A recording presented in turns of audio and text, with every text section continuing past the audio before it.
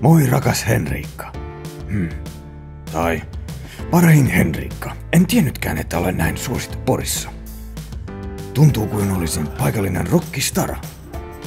Olen tullut reilusti ulos säkistä ja eipä se tunnu ketään haittaavan.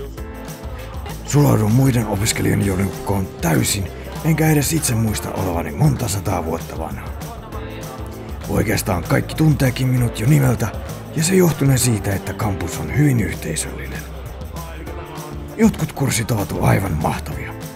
Saan jatkuvasti uusia ideoita, ja omat vanhat ideat tuntuu jo amatöörin sekoilulta.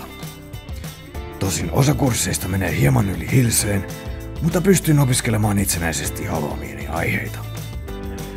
Ollaan Tarmon kanssa ahkerasti käyty läpi sitä suurempaa suunnitelmaa, ja uskon, että ennen kuin ollaan edes valmistunut, niin taidan olla jo täystyöllistetty uuden suunnan kanssa.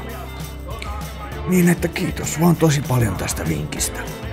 Enpä olisi uskonut, että minäkin pystyn töiden ohessa oppimaan näin paljon. Nähdään pari viikon päästä taas tankotunneilla. Peace out, Klaus Santapukki.